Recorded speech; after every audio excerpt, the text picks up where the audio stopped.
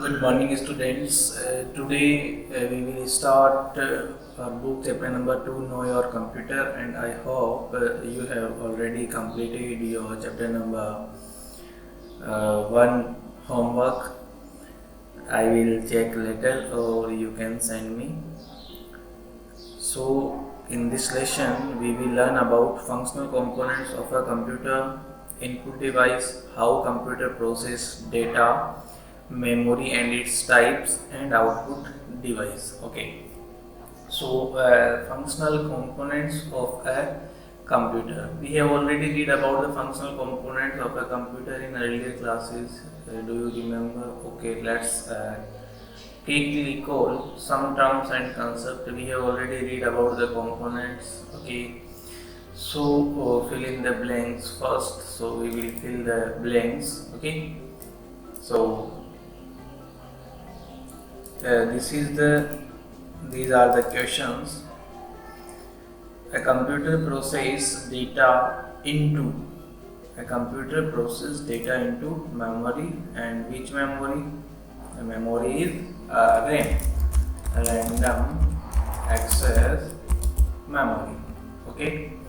A computer is a computer. What will be the answer? Is a logical step-by-step instruction written in a computer language, that is program. Okay. Parts of a computer which we cannot touch or feel are known as. Okay. What will be the answer? Tell me. Parts of the computer which we cannot touch or feel are known. We can touch or feel are known as, that is hardware. And part of the computer which we cannot touch or feel are known as, that is, what will be the answer? Okay, the answer is software. Primary memory is categorized into, the first one is RAM, random access memory, and the second one is ROM, read-only memory. MS Word logo bands are examples of software. Okay, done. Okay, Alan, fill in the blanks also. So today we are going to read about the computer components. Okay, computers have physical parts that we can touch and feel. For example, keyboard, mouse, monitor, etc. We already know about the hardware because we have already read in the previous chapter. These components are known as the hardware. Okay, the components which we cannot touch or feel are called software. Software consists of programs which instruct the computer about what to do. Okay, the programs tell the computer that what to do or not. MS Word, MS Paint, logo, etc. These are the types of the software. Okay, functional components of a computer. CPU stands for Central Processing Unit. Okay, CPU stands for Central Processing Unit. And the CU stands for Control Unit, and the ALU stands for Arithmetic Logic Unit.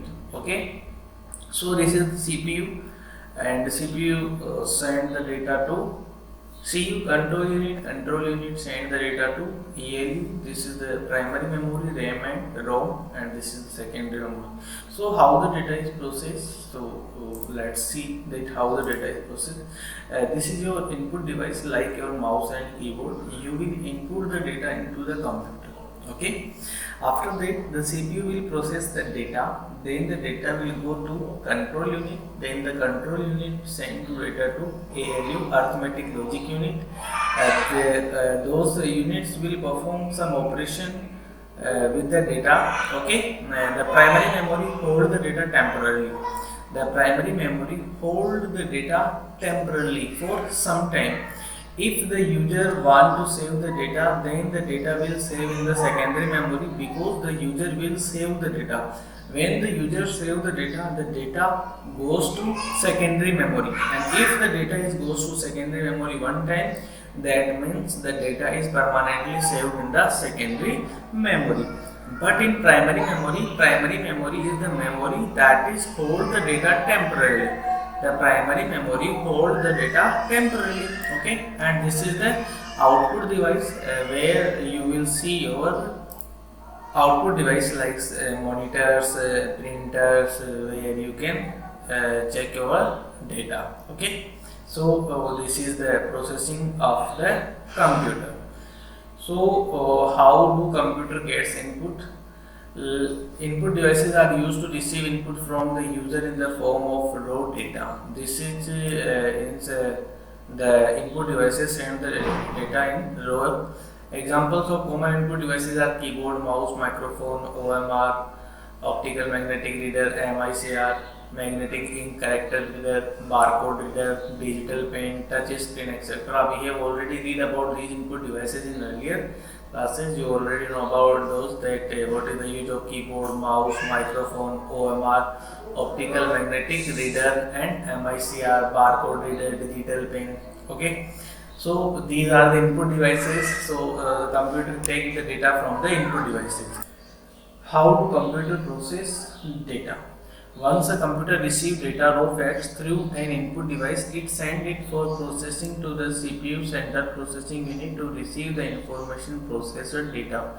Once the computer is received the data and it processed to the CPU. The CPU consists of the following part. First one is the CPU, that is control unit, and second one is the ALU, that is arithmetic logic unit. Okay. After receive the data, how the CPU will process the data? CU. First, the CPU send the data to the control unit. This is the control unit. It manages the instruction and makes sure that all the other parts of the processor do whatever is instructed to them. It governs the entire working of the computer. Okay, CPU governs the entire working of the computer. Okay, it takes the all of the data and process the data. This is the important unit of the CPU. The second one is the ALU. This is the arithmetic and logical unit that perform all the arithmetic and logical operation. It perform all the arithmetic and logical operation. Arithmetic operation involve like addition, subtraction, division and multiplication, etc. And logical operation involve logical operators like not, and, or, and result in true or false. This unit also use a relation operation to evaluate, for example, less than, greater than, less than, equal to, or greater than, equal to. So the important thing is the ALU will perform the all of the mathematical and the logical operation. All of the mathematical and logical operation you can perform with the help of ALU, that is arithmetic logic unit. That is arithmetic logic unit. It is used to perform the all of the arithmetic and logical operation like they are related to the addition, subtraction, division and multiplication. Then consider the expression like this is the example: 4 greater than 3. This is true or false? This is true. And 5 less than 3. 4 greater than 3, it means true, and the 5 less than 3, this is true or false? False, because the 3 is less than 5. Okay, so the result is false. This will result in false, and means both and the conditions should be true, and here they are not being satisfied. Okay. How do computer store data? Let's say how the computer store data. We will read about that. Okay. So main or primary memory. The processor is linked to the primary memory. It contains two types of memory chips: RAM and ROM, random access memory and read-only memory. There are two types of memory in computer. First one is the primary memory, and second one is the secondary memory. Got it? There are two types of memory in our computer. First one is the primary memory, second one is the secondary memory. Primary memory holds the data temporarily. Primary memory holds the data temporarily, and the secondary memory holds the data permanently. Okay. So primary memory included RAM and ROM. So what is RAM? Random access memory. Random access, it stands for random access memory, and the ROM stands of read only memory. RAM holds the data temporarily and ROM holds the data permanently. ROM holds the data permanently. It is also called read-write memory because it is able to read and write the data, and the its contents can only be read and not changed. You can only read the ROM because this is read only memory. RAM, it is also called volatile memory as the contents are erased when power is turned off. If your computer is suddenly shut down, then the all of the data stored in the RAM will be lost. Okay, and it is called non-volatile memory as the contents are not lost when power is turned off. If your computer is suddenly shut down, then the data will be saved in the ROM, that is read-only memory.